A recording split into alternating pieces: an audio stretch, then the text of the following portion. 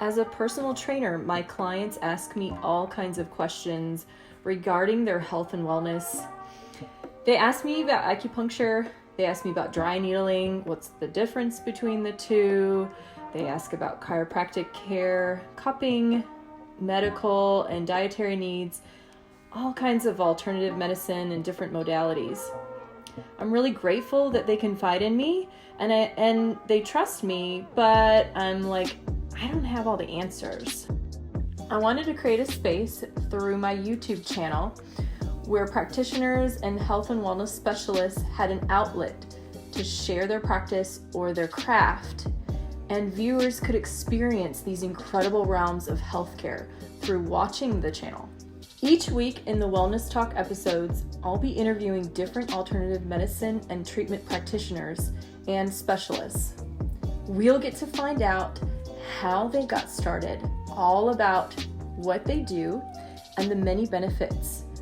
I'll also have the treatment done on me and share my experience with you guys as the viewers so you get a sense of what it's like before you go try it for yourselves. My name is Jessica Rhodes, and welcome to Wellness Talks.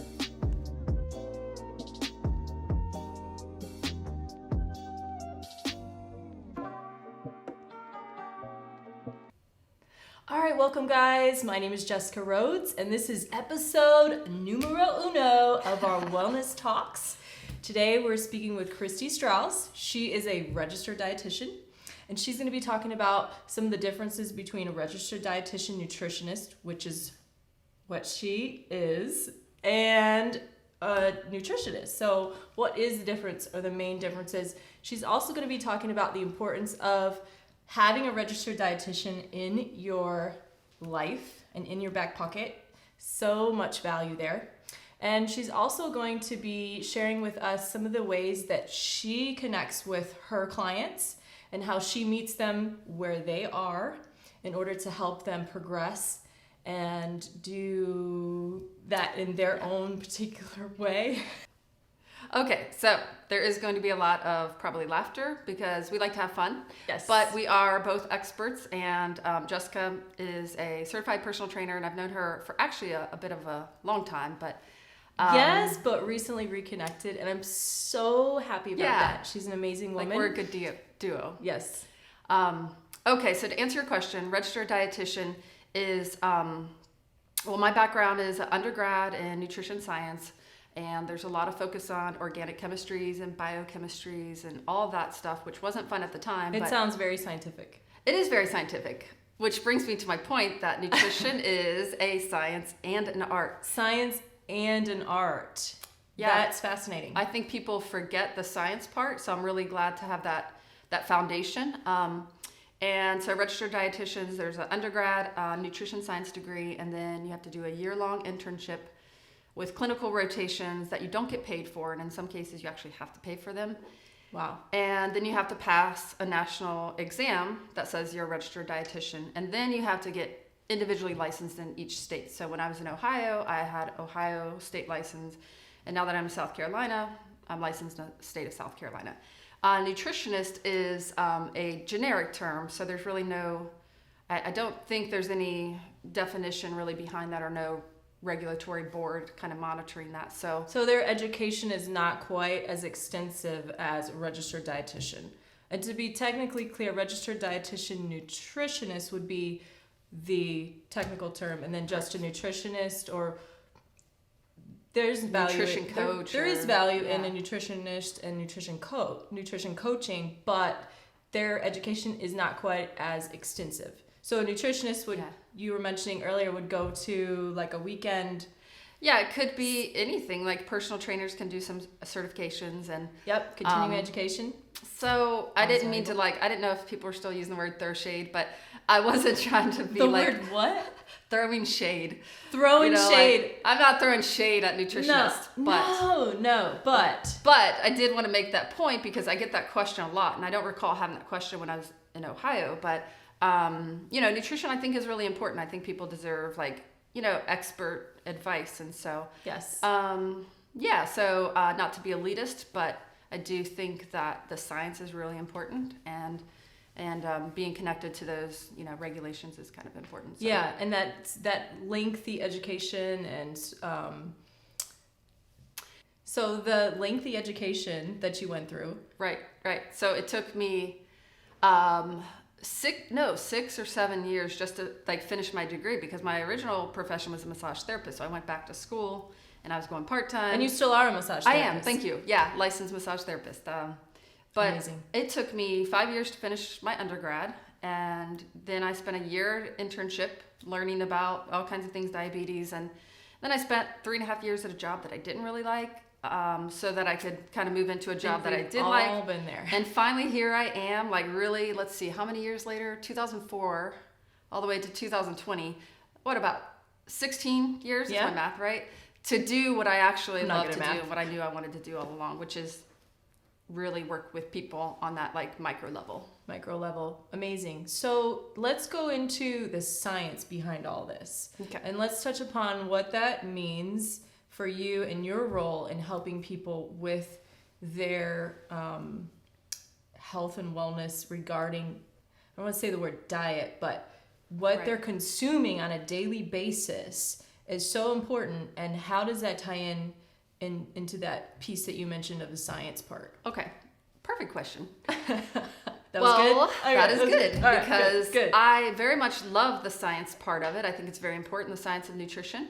And the way that I feel about it is science is my job. My job is to understand the science and understand all the research, and I really do geek out over all of that. And I think it's important, because I really believe people deserve experts. They don't just need somebody's opinion. Yeah. And so the science is really, really important to me, and I dig through it all the time. And then when you go through the science, you actually get this you get into the nitty gritty of the science, but then you also take this bird's eye view. And then in my head, I'm always thinking about what is right for that person. So that's where the art form comes. They don't Right. want to know all the science. They don't want to know those chemical ring structures of a carbohydrate molecule or monosaccharides, but they want to know what works. That sounds They want really results. So I love the science part, but I've had to I've learned over years that people don't want all of that. So I try to package it up in a way that makes sense to them. Yes, for sure. So all that detailed background information with the, what did you call it? Carbohydrate? Yeah, monosaccharides. Monosaccharides? Yeah. Did I even say that right? Okay. Mm-hmm. What does that actually mean? Just to give an idea of what what's going on for you on your end, even though your clients aren't necessarily concerned with that. They're just interested in, how do I get well or feeling better or feeling at the top of my game or wherever their level is. So what is going on for you behind the scenes with that sort of thing? Well, I dream organic chemistry. I'm just kidding. No, but I You think live, it's sleep, eat, breathe, Yeah. organic chemistry. Okay, what's that? That's so no, I'm cool. kidding about that part. Mostly it comes down to the science part is diet. So I think, when people say things like, oh, gluten is bad, or, the butyrate, or, talking about ketogenic, it's all biochemistry. It's all chemistry. But that's the deep, deep level that, you really don't get from the internet or from, listening to podcasts. Mm-hmm. Nobody really wants to hear about the chemistry, but that's what this all is all about chemistry. Yeah. So when you eat, it's a chemical digestion process. That's really fascinating. It's And I think I amazing. use the word alchemy. So nutrition is science and art. Yes. But it's also a little bit mysterious. Why does this person do great on this diet? I don't know. There's 1,000 reasons. So your clients are coming to see you for very specific reasons. What are some of those main reasons that they would connect with you and really and need your help? Mm-hmm. Well, I think to your point about the trial and error, yes, there is. But I think at this point, after working with a lot of people, I have a pretty good idea after I've talked with someone for 15, 20 minutes, but that's why we do nutrition assessments. But the dialing in occurs over time. I always try to tell people, with nutrition, it's very similar to personal training. It's going to be, Yes. we need multiple visits so that we can fine tune what's right for you. Mm-hmm. What was your question again?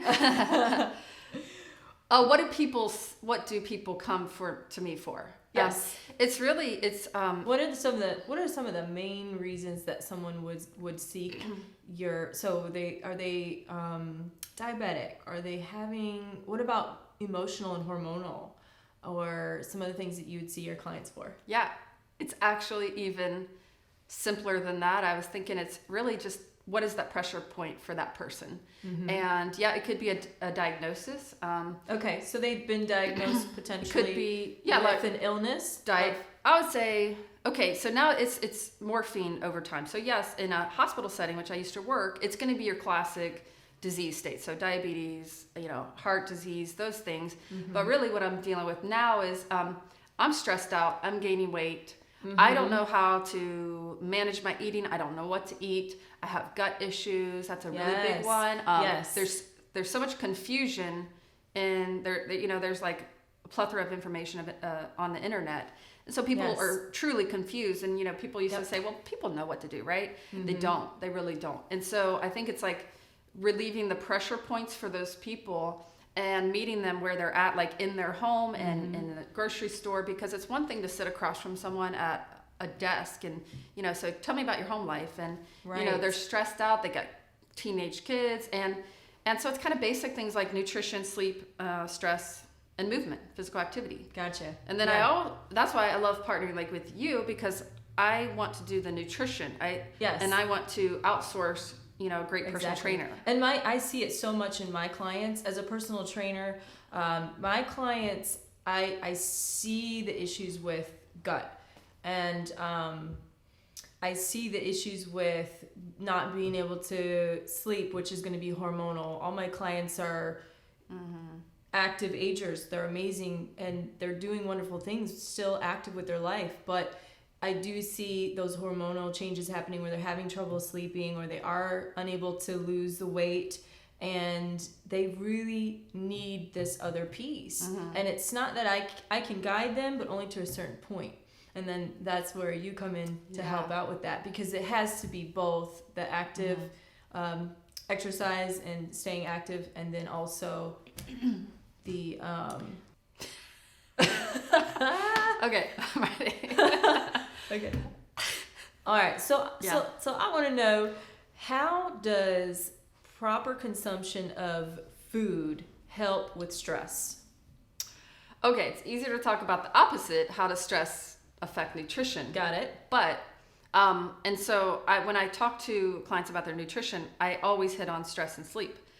Because those actually, like you said, have a direct hormonal impact. Two main components. And Absolutely. hormones regulate everything, right? Yeah. Hormones regulate everything. Right. Mood, sleep, energy levels. Big old hairball. That's a big old hairball. You're trying to tease apart all those little things. Oh, you don't.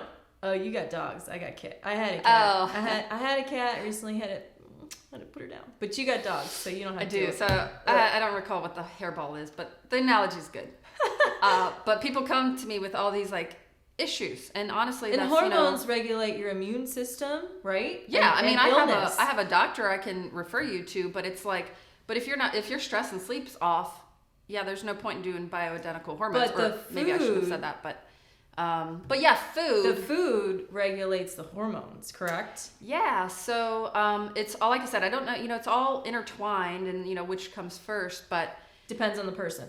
Well, yeah, and then when you're stressed out, like my best friend, she has 2 foster girls that she's taking care of, and all of a sudden her home environment's different, awesome. Her stress level's different, and her eating is different. So it's little things like that I pay attention to. But yeah, so stress affects what you eat. It also affects your your cortisol and all that, and your blood glucose regulation. So cravings, all of that. But however, your food has a tremendous impact on mental health, and I feel very strongly about that. With mental health, we need to be looking at all of the pieces, and nutrition is one of those pieces that I love to talk to people about. So we have a psychiatrist, you have a counselor, and then you have like a nutritionist, you have someone working with them on the movement. But foods, I don't know if I could speak enough, science about it, but the food you eat, like diets high in sugar, not great for mental health and stress. Feels good in the moment, like, to be honest with you. So sure, at night. What is sugar doing when you consume large amounts of it? Well, so I call them, it's not just sugar, I would call it like hyper palatable foods, engineered foods. So that would be like your Ben and Jerry's. Like when people are stressed out, they're not going for salmon and broccoli, they're going to go for Doritos. And there's a reason, and those are engineered foods, and they trigger that dopamine kind of response in the brain.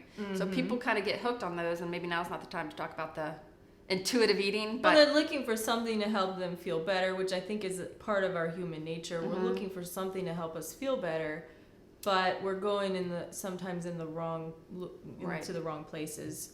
So I would just leave it like that's where, I mean, without going into like the science that I'm not sure I could probably articulate very well, I think the food does have an impact on mental health and your stress, and so it's, you know, they work in tangent. So absolutely. Okay, what are some of the other things that you see? We talked about stress, we talked about weight gain and hormone levels. What's another main one that you see with clients coming to you? You know, again, like I do like to geek out on things like hormones, but it's even so much more basic than that. It's like, if I can look at who you're hanging out with, if you know, your family and your home environment and friends and what your weekend's like, and I can kind of, you know, make some assessments and judgments about what your eating is going to be like. Like try to be good all week long, and then weekend hits, and I'm just like, that's how I roll a little bit like that. Yeah. Like week's all good, got everything planned out. Weekend hits, I'm like, woohoo! Yeah. Just throw it all away. So it's like starting over, isn't it? Every time. Yeah. So we can work together on that, but like if you want to. But I think as long as you feel great, you're great. But but it's even like much more simple of like, yeah, that social environment, that's really what I spend a lot of time on, and engineering your environment. So like designing your environment. In fact, that's the name of my business, is Design Nutrition. Design Nutrition. Yeah, plug, I guess. But is designing your environment so that it works for you. And so that looks at that, you know, you have to look at the person. We need to look at their home environment, because who you're hanging out with tremendously impacts like what you're going to eat. Right. And then you would be able to say, I think just having an awareness for someone of that is going to be so valuable and important, because it's things that I wouldn't even think about that. I mean, I live by myself right now, but even just friends that I spend time with, and what are they eating? Are they saying, hey, let's go eat here or eat there? And then I'm going along with that. I don't realize how that's impacting me. I mean, you know, even just going home for the holidays and getting a little bit thrown off track with that. I mean, my family is amazing, and they don't need to cater to what I like to eat or what I like to normally be consuming. But, you know, that's one thing right there. I can definitely see in myself that throws me way off whack. And then I got to get back into my regular routine of eating. Well, we'll see in a minute. She's gonna go through my cupboards and my fridge to see how well I'm actually doing. We'll see. Yeah, I can't wait. Okay, we're gonna go ahead and take a look at my fridge, freezer, and pantry to see what I have in there, what I'm consuming. So first time ever I've looked at her pantry. She hadn't seen what I eat. Oh God. Interested. Oh no. Okay, let's go ahead and do that. And this is something that she's offering to clients. She does this. And you can trust me. Trust me. I'm a dietitian. Trust me. Absolutely. All right. So we'll start with your refrigerator. Okay. So here is. I'll let you open your refrigerator. Right. Yep. Whoa! All right. Okay, so here we are. So all right. My latest obsession. These are from Publix, but these are just this is what I'm living on right now. These are from Publix. Okay. Yes. So these are like prepared meals. Turkey breast, quinoa medley. Is that good? All right. First of all, go ahead and look at her refrigerator again. Don't look at the third shelf. Somebody left those in my fridge. I don't buy beer. Somebody else keeps buying it for me. Yeah, that's cool. That's actually not a bad problem to have. I don't actually drink this much orange juice. These are for mimosas on Sunday. Actually. Absolutely. Yeah, so anyway. Okay, so her refrigerator is pretty good, pretty clean. It is, you know, I'm not seeing a whole lot of junk food. First of all, it's you know, I can access everything, so there's not like stuff down in there, but you know, this is not something I don't see this drink very often. But you know, I'm like, I really need something to just be like, oh, this is awful. But she's got some baby carrots and sweet potatoes. Definitely some beverages there. Look some at my fresh spinach, some hummus. Tell me what you eat. Eggs, sweet potatoes, eggs, carrots and hummus. I love carrots and hummus as a snack. Look, I got organic. Look, lemons. I put these in my water. Cut them up, put them in my water. I like that. And then the apples I snack on. I usually do that with some almond butter. Is that good? Oh. What did you say? Is that good? Almond butter and apples. Good. Remember? Good? Good and bad. Oh, That's well. neither. But, you calling me out. Okay. I haven't had a chance to kind of review these meals, but so this is where the perfect example of a spectrum. I promise I've not configured this. I feel like she knew I was coming. No, I swear I did not change anything in here. This is how it is. Okay. So you're doing pretty good. I mean, I haven't sat down with her to talk about her nutrition, but I'll use this as an example. Nope, I'm going there next. But this is a perfect example of like sometimes you might compromise. So I haven't looked at the ingredients, but sure, it's probably going to be a little more nutritious, and it's definitely going to be more tasty if you cook it and prepare it yourself. It's not organic, but yeah. So there's the spectrum. I mean, I'm just kind of really like, it depends on like if you're busy and you're gonna go through fast food joint, and this keeps you from like stopping through Zaxby's. Right. Like I'm all about it. Yep. So yeah, I think it's fine. And yep. And I would want to say like, what are your nutrition goals? So if you want to take it to the next level, then we work towards that. This is a perfect example of like meeting her where she's at. Yep. So taking a look at my goals, especially my active. I find that I'm hungry a lot, so I probably need to eat a little more. But I do eggs. I do eggs and spinach. I don't have it in here, but I usually do a vegan cheese rather than regular cheese. Because I don't eat dairy. I don't eat any dairy most of the time. And I also do not eat gluten, but I do enjoy this.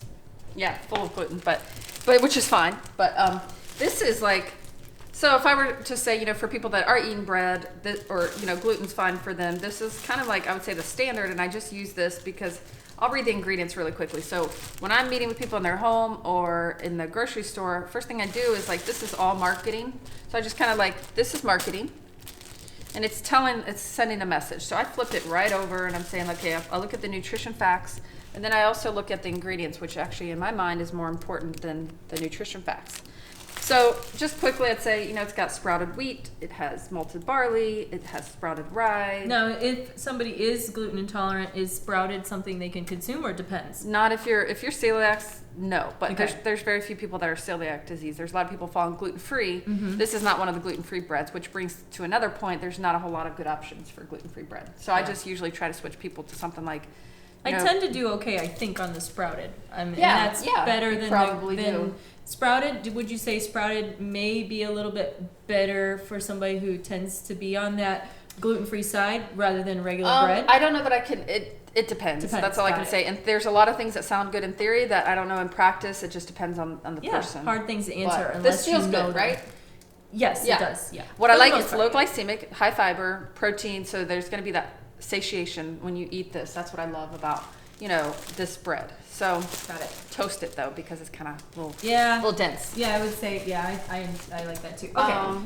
So you've seen kind of lunch, dinner from me. A lot of my mornings consist of a smoothie that I make. Yep. And so I use frozen fruit. I've got frozen avocados. Oh wow! I've never seen. I know, isn't that cool? I know. What do they taste like? I like avocado. Oh, yeah, right, fine. cool. Just like regular avocado. I've been recently got into that. Yeah. Okay, it has avocado, citric acid, ascorbic acid, which is a little bit preservative, like vitamin C. So this is another example of like, this is perfect because, I love these convenience things because like cutting up an avocado is a little bit of work. Yeah. So it's very convenient. And you're in the pretty morning. busy. I know this. Yeah. In the morning, I can just get up, throw it in the Ninja. Which, if you don't have a Ninja and you're using a regular blender, you need to get in the 21st century. Mm-hmm. Ninja is amazing. Yeah. It's super quick, super easy, better than a blender. We can talk about that in another video. All right. So here is the pantry. And so, let me do the bottom first, because what else goes in my smoothie is the protein powder. So you want to see what I got for, it says glow. Collagen, I'm into that right now. Oh yeah. Because I'm getting in my late 30s. So, I mean, this is really, there's nothing, I'm not like, I don't see anything like awful that stands out. Oh, good. I want to know, where do you hide your junk food? Do you keep junk food in the house? I do have some. And again, I didn't buy it. Somebody brought it. Protein powder is definitely depends on the person. Foods, hemp seed. I put that in my. Oh, here's my junk food. This is one of my go-tos. Okay. How much do you eat? Like just A handful. Usually. Yeah, she's doing really good. She's doing really good. Good. But An A maybe. Let me paint a scenario. B plus. Like. See, I put the matcha green tea in my smoothie. I put spirulina. I put flaxseed, milled flaxseed. Great fiber. I usually put honey. I don't have any honey right now. Steel-cut oats. Okay. All my spices, I don't have as much ghee. I eat that I cook with this. Okay. If I cook, besides those Publix pre-made Great. packages. This is one of my go-tos. It's free-range chicken and wild rice, so it's organic, supposedly. Yeah. So, okay. What I like is you have a lot of things on hand that you don't have to like, so sometimes people have these great ideas and great intentions and they go and they buy all these vegetables and all this fresh food, which is great, but then it's going to go to waste because they don't have the skills. For me, usually. Yeah. So that's why I have the carrots, because they'll last a while and stuff like that. You get an A-. Yes. I mean, I could definitely, we could shoot for the Pumpkin A++. seeds. And then, and I also in the morning I'll put I'll put oats in my smoothie, or I'll just eat oats because the smoothie is not enough for me. right. Yep. Okay. So that's what I do. I just for wanted breakfast. to make sure there's no added sugar here. Hey, guess what? I love it. Yes. Finally. Finally. Is there? All right. So when I go through the cereal aisle, I kind of help people. Really, about 90% of what is in the cereal aisle is kind of junk food. So I'll say, you could do steel-cut oats, or there's some options, but I always look at these because it's a little confusing. So here's that marketing. It's organic, and oats and flax, so it definitely sounds really nutritious. So I'm going to look at the back and I'm going to say the ingredients are, you ready? Yeah. Organic rolled oats, organic cane sugar, and then organic flaxseed and sea salt. So I just don't think that sugar needs to be in the flax. I don't Did think you so know? either. Did you know it was in there? Didn't even know it. And she's like really smart, so Didn't even know it. I never looked because I didn't think it doesn't would have it's just, sugar. Who would think that? But it does. And I'd rather just add honey to I usually do anyway, to sweeten my stuff. And then what I'll say about this is sometimes, oatmeal can be okay, but my question about cereal is, do you feel satiated after steel-cut oats? A little bit different. Where are those? Yep. Okay, these are also quick, but this comes down to how they're processed. So your steel-cut oats is probably the gold standard, and you can tell that it's a little more dense and chewy, so it's going to have more staying power for the morning. When you get into like instant oats, it's more of a higher glycemic carbohydrate, so you're going to be probably more hungry. And satiated meaning you're gonna feel like you've satisfied, and higher glycemic is satisfied longer. Well, higher glycemic foods, so like white rice and this, instant oatmeal with sugar, it's going to spike your blood sugar a little bit. So and then what goes up goes down. Lower glycemic is better. Typically, yeah. Lower glycemic. Unless you're running marathons, then you want, high glycemic or endurance. Perfect. Yep. And it all depends on lifestyle in the individual. Yep. All right. Yep. Perfect. So yeah, back to the junk drawer. It's over there. It does have a couple Snickers bars, but I do not eat them very often. They did not come from me. They're from Christmas candy, so we don't even need to look at that. Anyways, so amazing. Thank you for checking everything out for me. Okay, so this is obviously just a quick assessment and overview for you guys at home, and just giving an example of one of the things that Christy would offer. However, with her individual clients, you would typically go through a little bit more detailed assessment, obviously, especially sitting down and talking with them, and then going through their current nutrition and food consumption, and looking at that in their home. Because we didn't even talk about what your goals were, but her pantries are pretty good. I didn't find anything that was very obvious, unfortunately, because I wanted to nail on some things. So I guess tune in another time when I. We'll continue to connect and talk more about. Maybe we'll get into some more specific goals for me. They're out there. So, and I do need some help. There's still room to improve. So. Thank you guys so much for tuning in. Episode 1 of Wellness Talks. We'll see you in the next video. Yes. We're going to be doing podcasts. Come here. Oh, we just need this moment. So I'm getting really this moment. I'm getting really old. You're so beautiful. This is my. We're getting old together. I shouldn't mess with my hair. This is my gray streak hair. I'm so glad you're my friend. I'm so glad you're my friend. I know. I love you. Okay. All right. I just love you. What Your else hair was I looks gonna say? beautiful. Oh, and the other thing You is rode I'm your getting bike. old is You had a because helmet. I can't turn my neck, so when you hugged me, I was like, You can't turn your neck? What happened? I just have neck. Okay. Christy Strouse, ladies and gentlemen.